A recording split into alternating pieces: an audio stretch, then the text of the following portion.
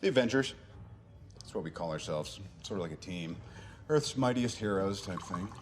Avengers, time to work for a living. That's my secret. I'm always angry. I am on the side of life. You get hurt, hurt him back. You get killed, walk it off. I'm here to talk to you about the Avenger Initiative. All right, well, it's 11:30, so let's go ahead and get started. So I am Andrew. I am the host of Some Assembly Required, a weekly podcast. We go through the Avengers issue by issue. We are rapidly approaching issue 75. So far, it's been a lot of fun. But one of the things I have enjoyed most is getting to look into a lot of the kind of oddball teams and villains that we run into. And one of my favorites is the Thunderbolts. So imagine yourself back in March of 1997. For some of you, that will be easier than others.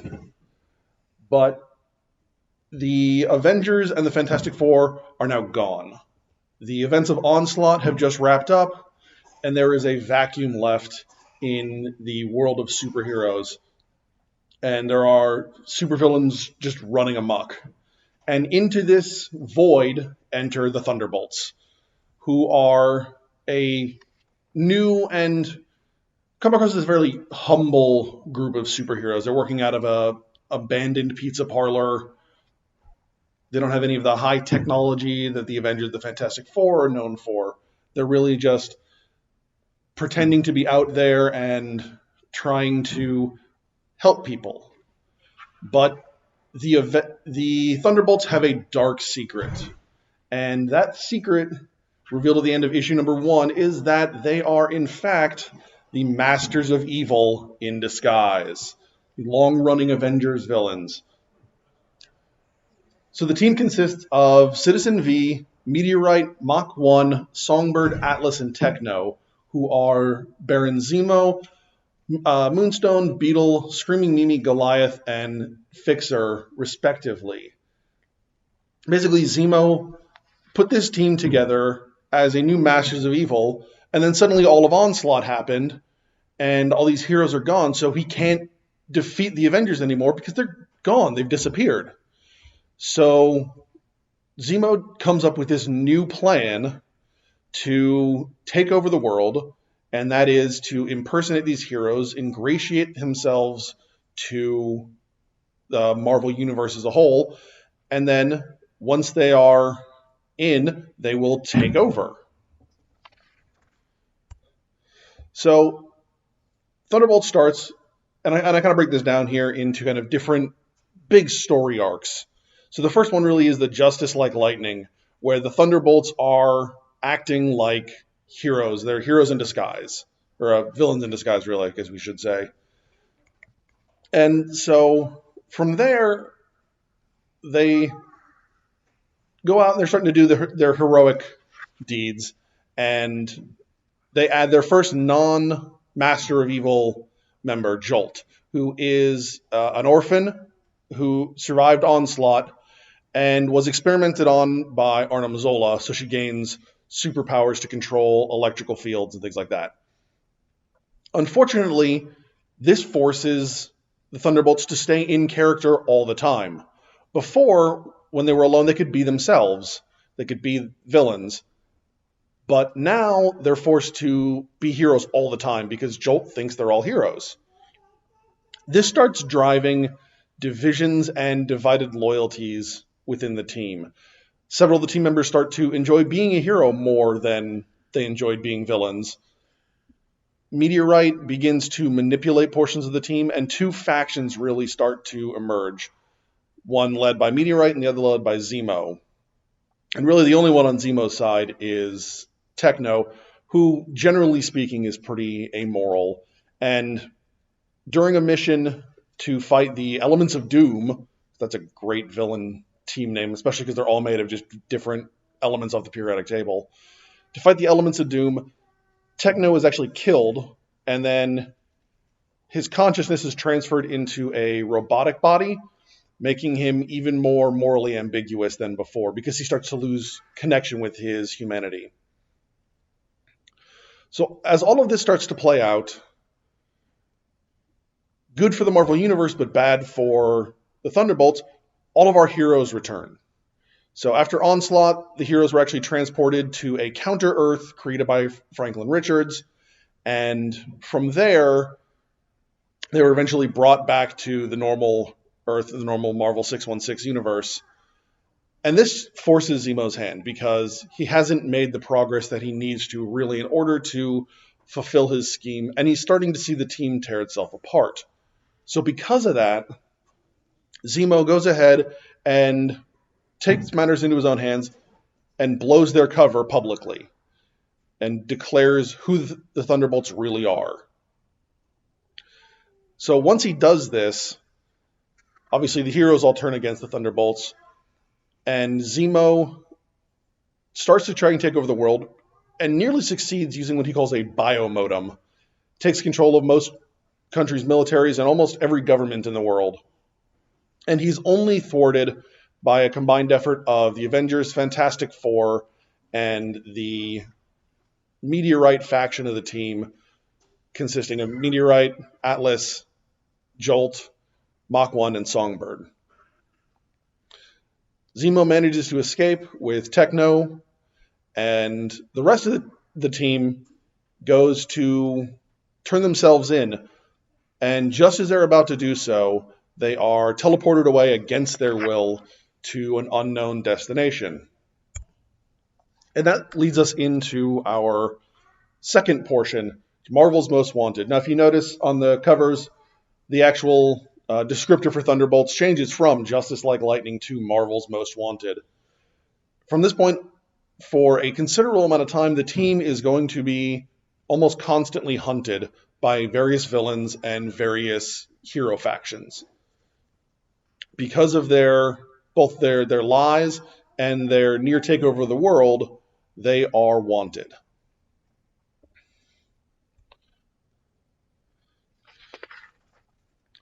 So where the team is teleported to is actually another dimension where Atlas had been kept prisoner. Atlas was rescued from this dimension by Zemo just prior to joining the team. So he's drawn back to this dimension and is at mercy of the local inhabitants known as Cosmosians. While they're there, the Cosmosians want the team executed. The king chooses not to execute them, and this leads to an open civil revolt. Moonstone, Meteorite now goes by her original name Moonstone, makes a deal with the prime minister of the planet, and on his behalf kills the monarch so that the prime minister can take over, and the Thunderbolts get sent home. Once they do, as I mentioned, they are constantly on the run and constantly under siege by various villain and hero factions. What I love about this portion of the series is the fact that the team never really gets a chance to catch their breath. They are constantly moving from one crisis to another and are just strictly in survival mode. Excuse me. One of these groups that's after them is a new Masters of Evil. This is one of a lot of Masters of Evil teams we'll see. It'd be nice if they came up with new names for themselves, but they just kind of keep picking up the old ones. It's like the Brotherhood of Evil Mutants for the X-Men. They just, doesn't matter who's on the team, they're just, okay, we're going to be the Masters of Evil. But a new team of Masters of Evil shows up, and they actually offer the Thunderbolts membership on the team. And they offer to pay them well, reward them, but the Thunderbolts eventually decide that they are not going to join because at this point they've decided that they are going to work towards redeeming themselves. And when they do this, the idea of joining the Masters of Evil really conflicts with that new idea. Now, periodically throughout these issues, the Thunderbolts will bump heads with the Masters of Evil, and on one of these occasions, they are aided by the character called Dread Knight. After the engagement with the Masters of Evil is over, Dread Knight accompanies the Thunderbolts back to the cabin in the woods that they're using as a headquarters, and Dread Knight is revealed to be none other than Hawkeye the Avenger. Now, Hawkeye has a vested interest in these characters, primarily because Hawkeye himself is a reformed villain. And if these characters are truly interested in changing their ways, Hawkeye wants to give them the same opportunity that he had. So he's going to take charge of the team. He's going to train them and lead them towards the path of getting clemency for themselves.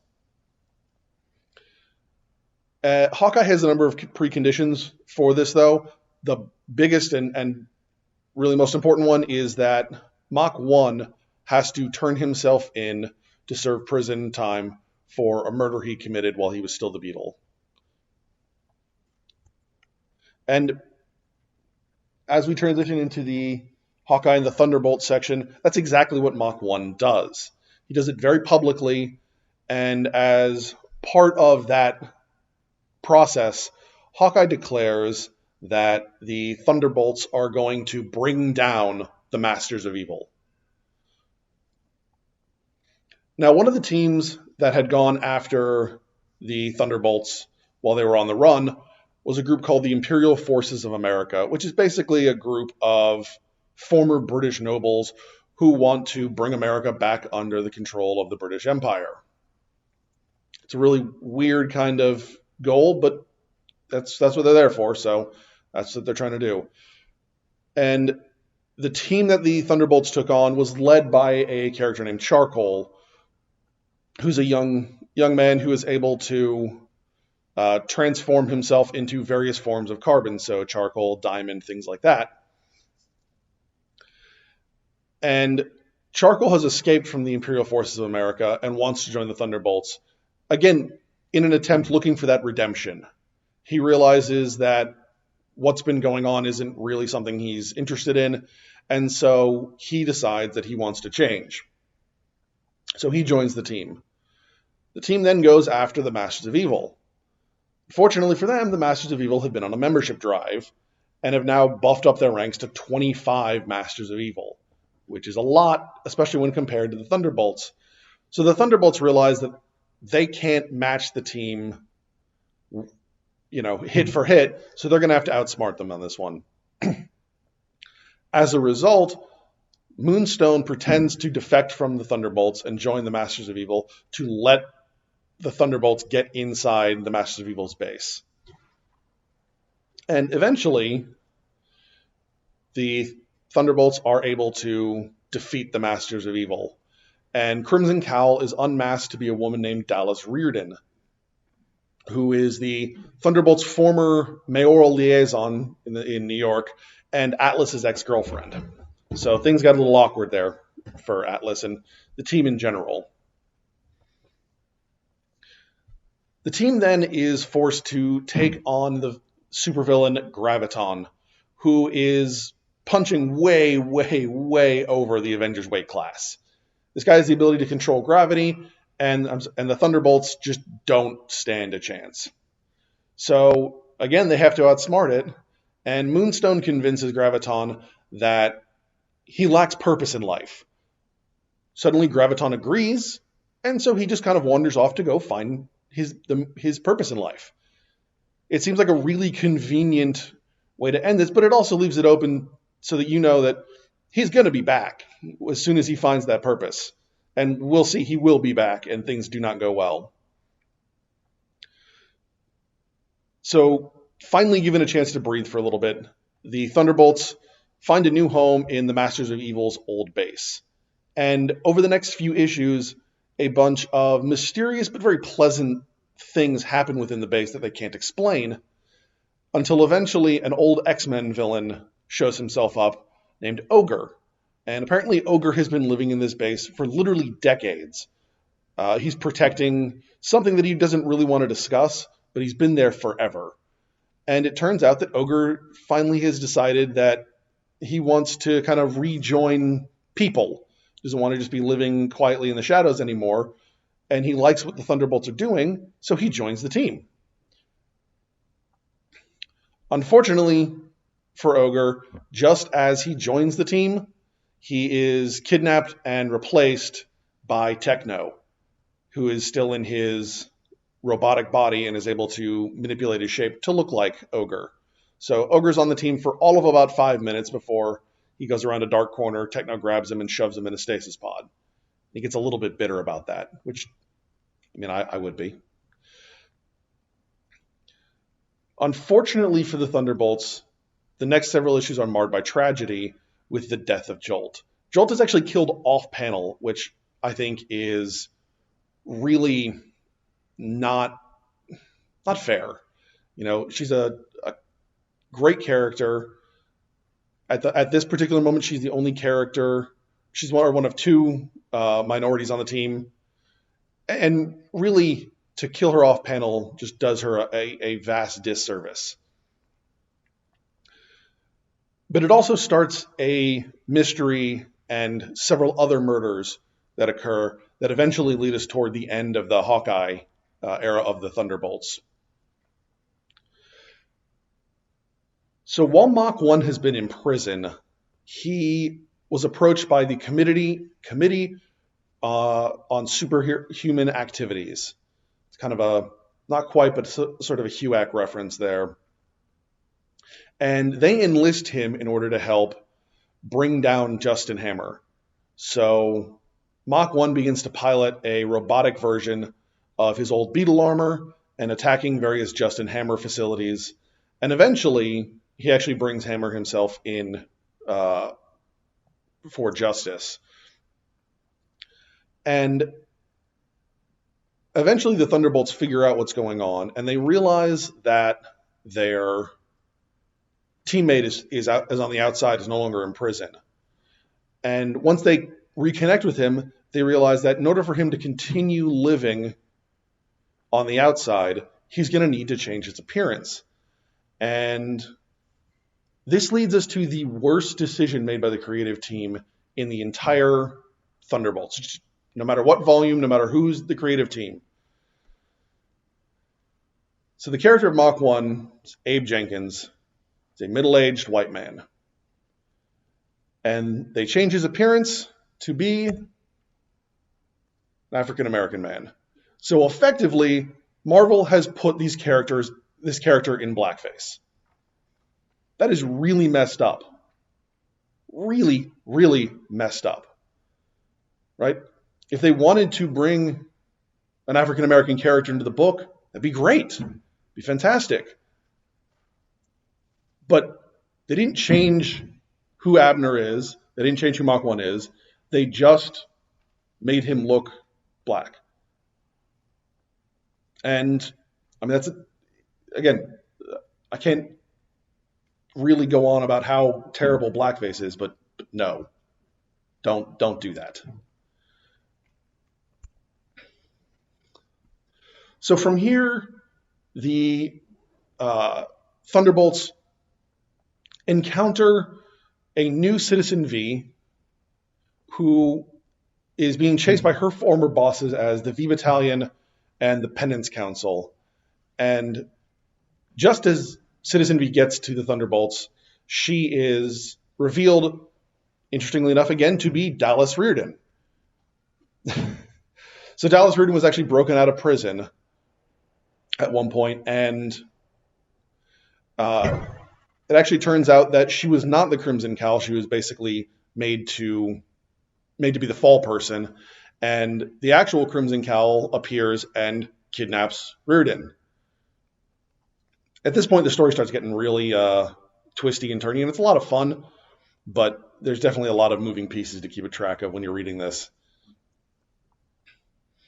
So both the Thunderbolts and the Penance Council decide that they're going to chase after Crimson Cowl, and they go to the European country of Symkaria, which apparently is right next to Latveria.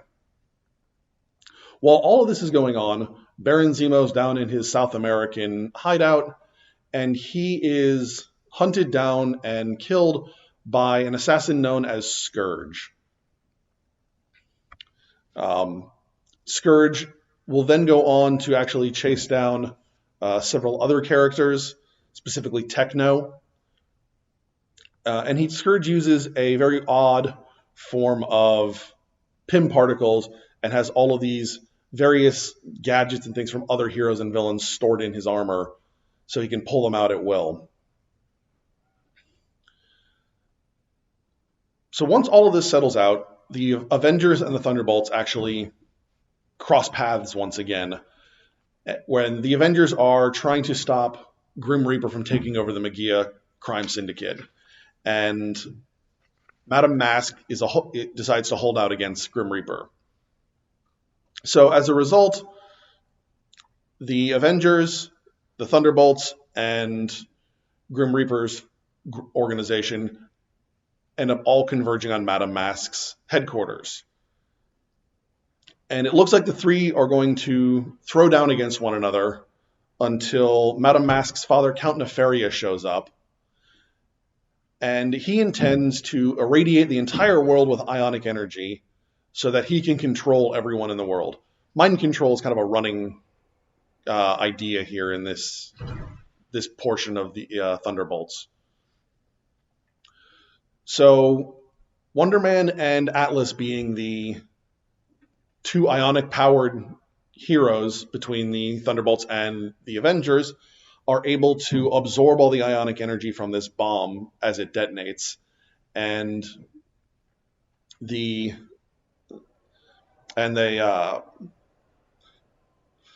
however, Atlas dissipates because of the energy. Wonder Man is able to reform himself because he's done this before, but this is the first time that Atlas has dealt with it, and so he's unable to reform himself. So Atlas is now gone from the team. Also gone from the team is Moonstone, because in the middle of this fight, she has a mental breakdown and just flies off. What's happening is that she has been having visions of a Kree warrior, and she suddenly is starting to feel like she's not herself. Eventually, she ends up consulting the Kree Supreme Intelligence in order to get some answers, because her powers are given to her by a Kree Moonstone. And what she finds out is that the previous owner of this Moonstone, back in ancient days, this ancient Kree warrior, is slowly kind of creeping out of the stone and suppressing her personality. So Moonstone seeks help from Mentor and from Isaac on Titan, and they really kind of decide not to help her, more or less because they deem that she's unworthy of having this stone. So they kind of suppress the original personality and then don't really do anything else to help her. While all of the Thunderbolts are off doing this is when Scourge attacks Techno at the Thunderbolts headquarters. Just as he finishes killing Techno, Atlas returns in his gigantic size, overloaded with ionic energy. And when he's overloaded with this ionic energy, he's going to explode, certainly destroying the base and destroying several nearby towns. So Atlas and Scourge try to get him away from these towns, and as Techno's dying act, he releases the body of the let's say reincarnated, but the reborn Jolt. When Jolt died, Techno took her body, put it in stasis, and was able to repair most of the damage. So he brings her back to life, and as his dying act, he releases Jolt, who's able to help Atlas get away, and they only end up damaging the Thunderbolts' hideout. So shortly after this, the kind of everything that's been happening around Scourge and the murders and everything like that all kind of come together, and we find out that the CSA, the Committee on Superhuman Activities, has been trying to set up this program and use what they call hard air to kill superheroes or supervillains at will. Basically protect the world from these superhumans. Well, the Thunderbolts managed to stop all of this from happening. They stop Henry Peter Gyrick. But because this team doesn't have official sanction, someone has to take the fall for this, for all of the damage and all the assault and destruction that they've committed. And it turns out to be Hawkeye. Hawkeye turns out lied to the team. He didn't have any kind of grant for clemency for them, and so they kind of turn on him. And in order to give them a new life, Hawkeye goes ahead and agrees to go to prison for this. And so really this end of the era of the Thunderbolts kind of ends with Hawkeye going to prison.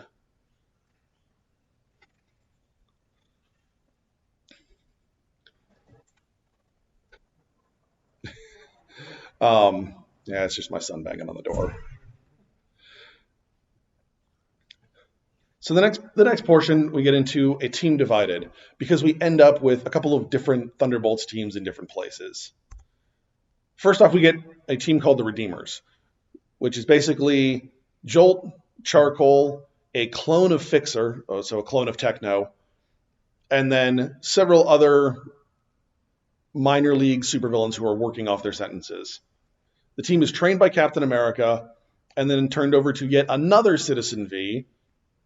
Again, with this whole naming, problem, but we just keep using the same names over and over. This one, however, is being controlled by the consciousness of Baron Zemo.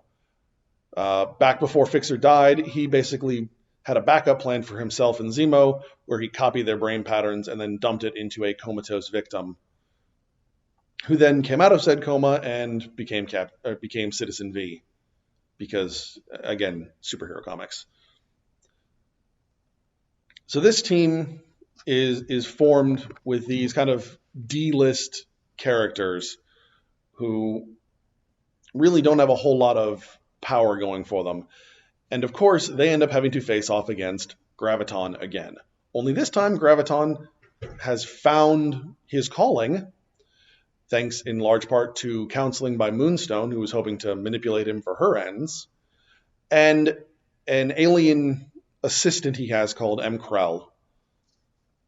And Graviton is tricked into opening a portal to M. Krell's home dimension, where a stream of his species come pouring out to try and invade and conquer the Earth. So the Thunderbolts and actually the Avengers are forced to fight against this alien invasion, and the Thunderbolts manage to stop the invasion for the most part. However, in doing so, they're basically trapped in a sound bubble by Songbird, who's keeping this portal from expanding. And when the portal collapses, the Thunderbolts, with the exception of Songbird, all have disappeared and are presumed dead. Now, what actually happens is that they are all transported to the same counter-Earth that the Avengers and Fantastic Four were trapped on during Heroes Reborn. So we now have two separate teams. We end up with a team that will be led by Songbird, and we end up with a team that is led by a reborn Baron Zemo. So on normal Earth, Songbird hunts down a Hawkeye who has escaped from prison and has gone after some other Justin Hammer facilities because there are apparently some secrets that they don't want getting out. So Songbird reconnects with Hawkeye, and with some prior Masters of Evil, they reform the Thunderbolts.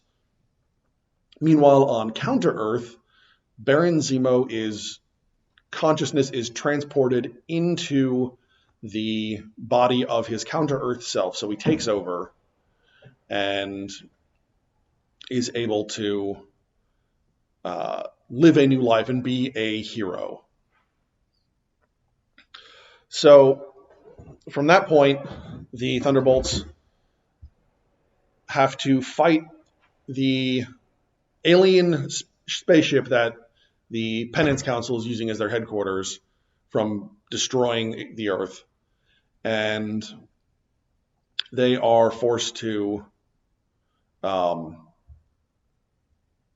they're able to reconnect the two teams through this spaceship that is on kind of phased into both worlds. So they're able to reunite the team. So from here, a reunited team under the command of Baron Zemo builds Project Liberator in order to in order to drain energy from superheroes and supervillains in order to try and keep the world safe. Unfortunately, that power is getting absorbed by Moonstone, who is also in possession of the Moonstone from her Counter-Earth counterpart.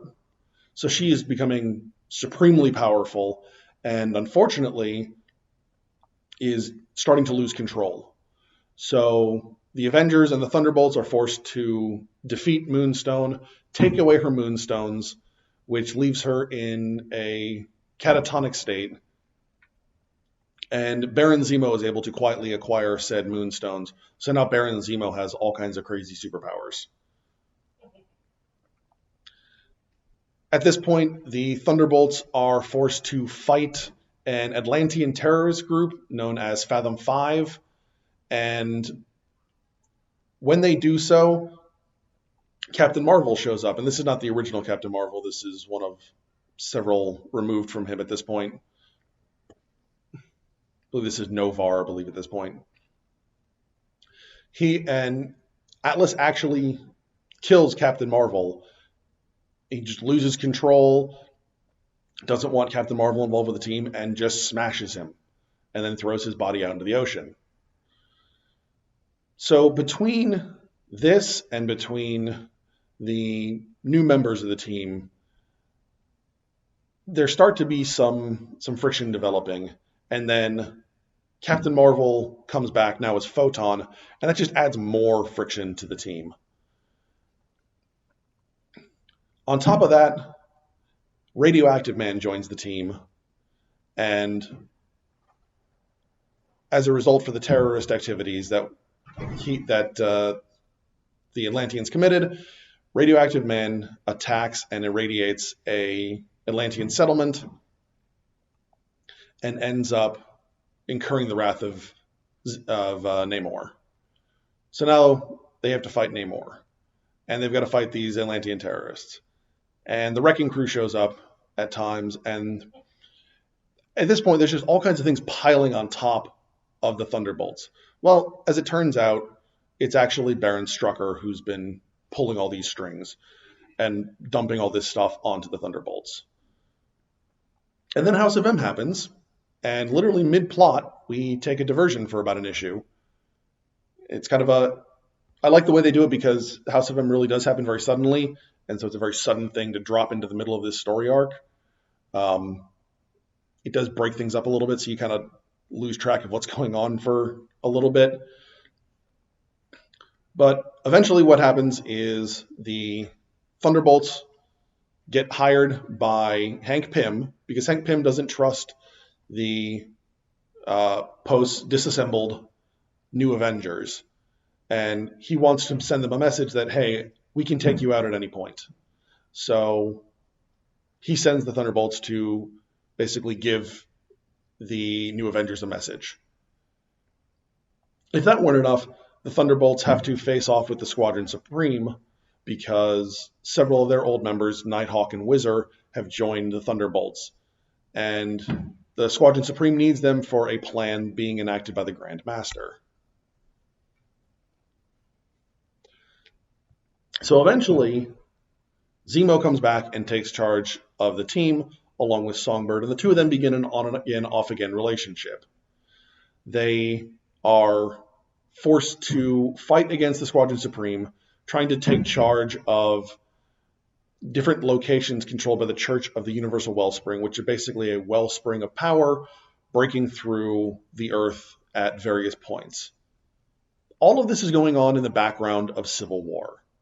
And as part of that, Zemo makes a deal with the pro-registration factions to capture a bunch of supervillains and turn them into a superpowered army for the pro-registration side. So they manage to succeed this very well and deploy the Thunderbolts army. Eventually, Grandmaster, though, attacks the final wellspring and dissipates the energy out into the world, creating thousands more superpowered individuals, overwhelming the Thunderbolts army.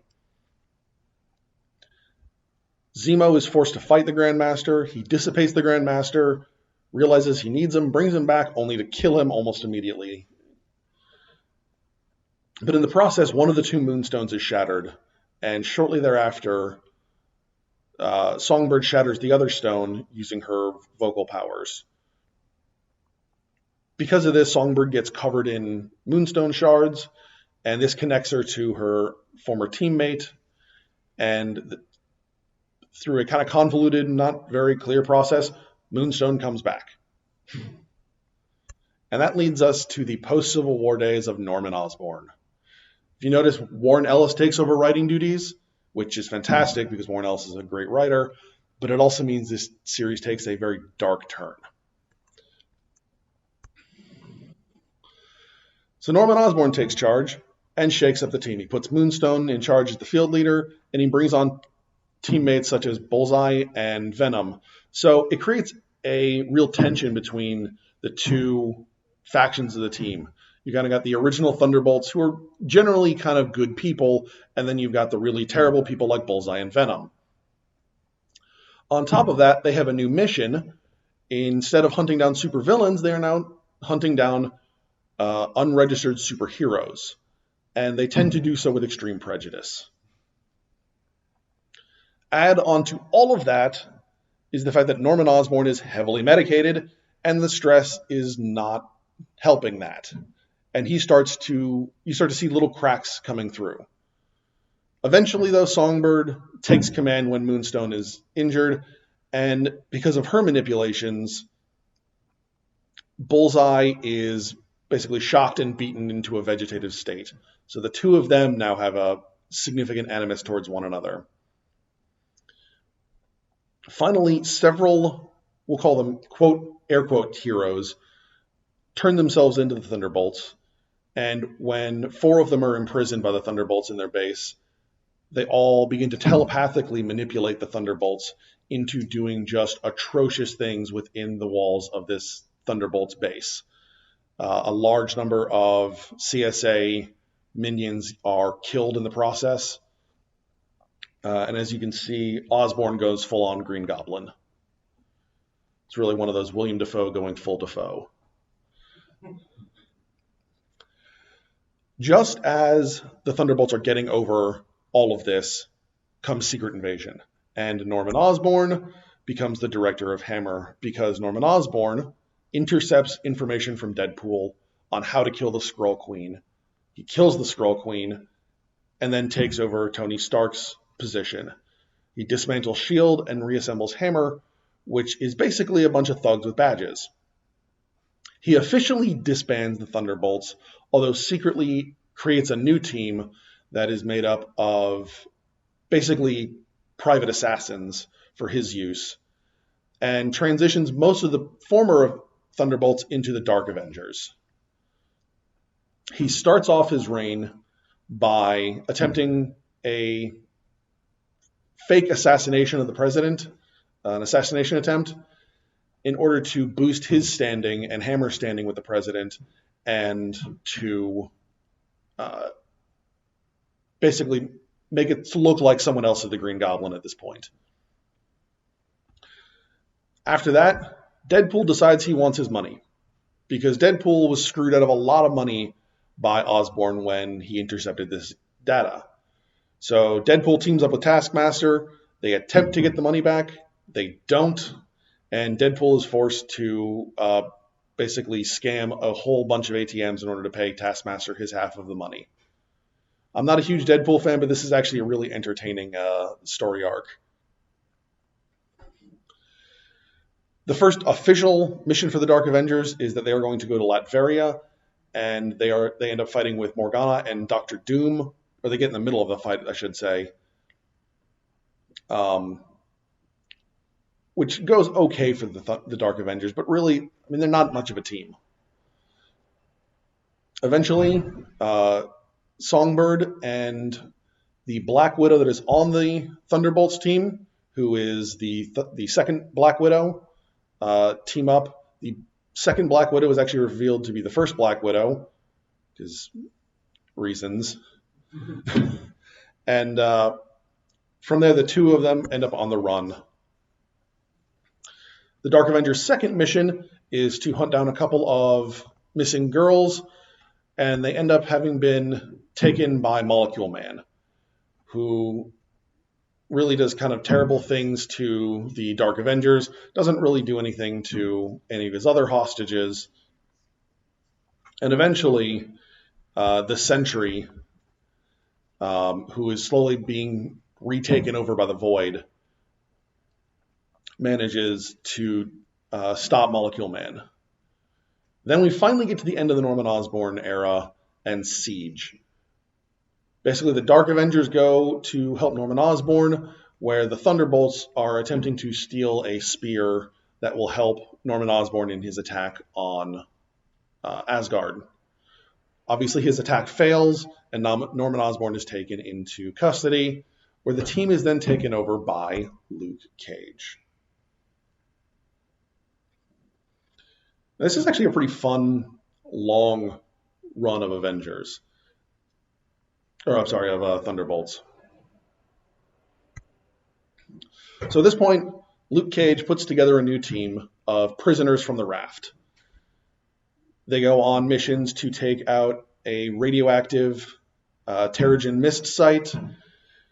During Shadowland, they have to go fight a underground castle full of ninjas, like a lot of ninjas. And then they go to fight kaiju in Japan, because where else would kaiju go?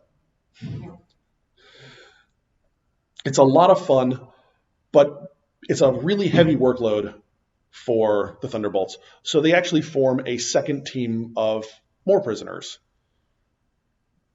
Unfortunately, during Fear itself, Juggernaut, who is a member of the Alpha team, who's been put on probation, is granted one of the hammers through sin. And Juggernaut, in his escape, destroys an entire third of the raft. And the Thunderbolts are basically put on search and rescue and containment duty. As part of this, several of the beta team members and a couple of the original team members decide they've had enough and escape. And through the use of Man-Thing and some technology and some other things that they attempt to explain and don't explain at all, they transport themselves and the entirety of Thunderbolt's Tower accidentally into the past. And this starts a really fun, time-hopping, goofy series of events where they go through Nazi-held Europe. They end up as part of Jack the Ripper, and they end up facing off finally, this is one of my favorite panels, I think, of the entire series, against King Arthur, Merlin, and the Knights of the Round Table. Eventually, though, they are able to get back to close to their normal time, where they bump heads with the very original Thunderbolts, and things go pretty well until Fixer accidentally kills himself, causing the entire universe to start collapsing. They really, as hard as they try, they can't catch a break. So from here, he goes and Fixer has to basically take his own place and gets left in the past. While the rest of the team end up in prehistoric times, and a new team is formed in the present, the Thunderbolts eventually, through the help of Dr. Doom, end up in the future, fighting against what I would probably think is a pretty good argument for copyright infringement, against Judge Dredd and Boss Cage. The team is able finally to get back into their own time because through the aid of Boss Cage, who doesn't want his future to come to pass, and they help the present-day Thunderbolts prevent that future from happening on one of their own missions. Everything's looking great until just as they are all getting ready to kind of wrap things up and leave, several of the newest Thunderbolts and Moonstone get sent into another dimension on accident, where there are various warring factions of heroes. Unfortunately, these heroes basically it's a pocket dimension where AIM is trying to steal technology. Unfortunately, I've just been given time. So there are 2 more runs. There is a Thunderbolt Ross run, which is not bad, but the storyline's pretty lacking. And then there is a wonderful run with Winter Soldier leading the team. Unfortunately, it really becomes more of a bridging agent between Standoff and Secret Empire. And unfortunately, they end things there, and it really... The series could have gone on and could have been really great, but they ended it too soon. So, all right, folks. Once again, I'm Andrew. You can check us out at Some Assembly Required. In weekly podcast. You can find us on Facebook, Instagram, and Twitter, and AvengersAssembly.com. All right, hey. All right, good job, guys. Let's just not come in tomorrow. Let's just take a day. You ever tried shawarma? There's a shawarma joint about 2 blocks from here. I don't know what it is, but I want to try it.